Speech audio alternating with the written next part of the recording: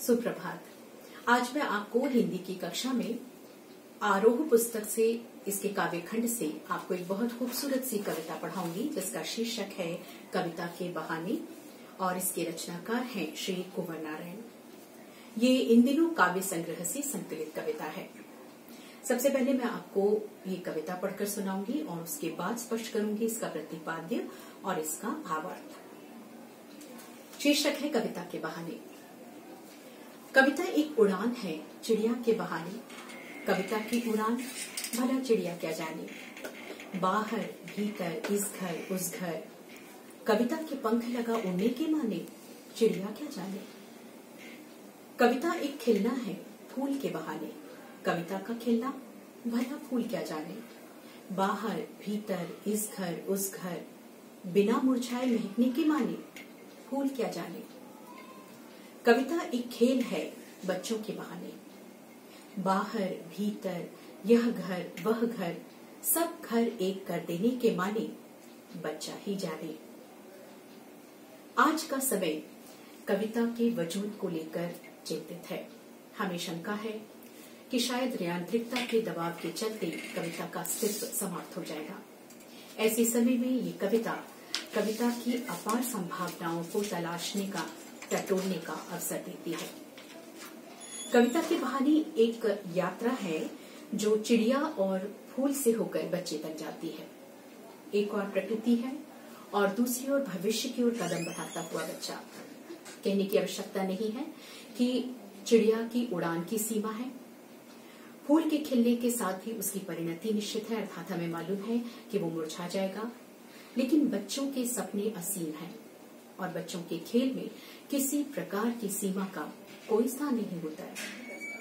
ठीक उसी प्रकार से कविता भी शब्दों का खेल है और शब्दों के इस खेल में जड़, चेतन, अतीत, वर्तमान और भविष्य सब उपकरण मात्र हैं।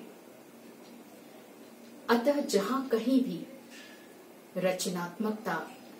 रचनात्मक ऊर्जा होगी वहां सीमाओं के बंधन अपने आप टूट जाएंगे, चाहे फिर वो घर की सीमा हो या वो भाषा की सीमा हो या फिर वो समय की ही सीमा क्यों ना हो।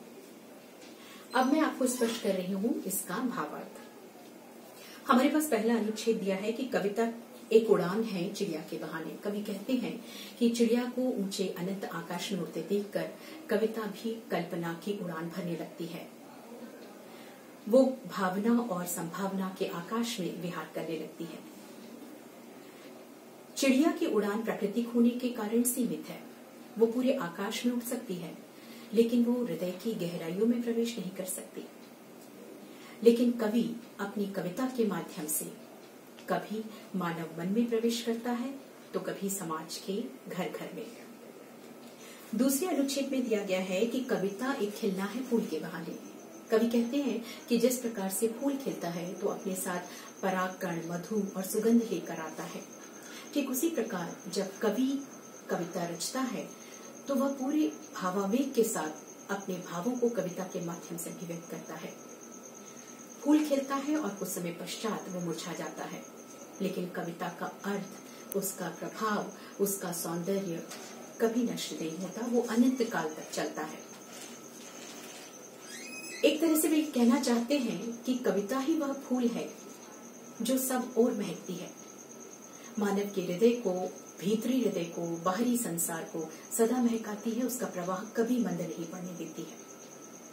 अंतिम अनुच्छेद में वे कहते हैं कविता एक खेल है बच्चों के बहाने।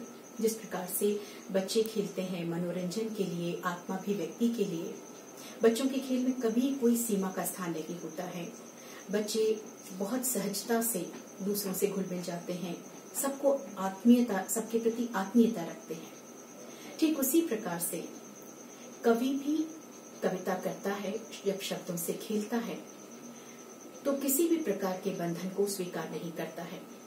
वह जात, वर्ग, धर्म, पक्ष, विपक्ष सब तरह के भेदभाव से रहित होकर कविता करता है और उसकी कविता सदा सर्वजन हिताय होती है। आशा है आपको ये कविता पसंद आई होगी, समझ में आई होगी। आज की कक्षा के लिए इतना ही। धन्यवाद।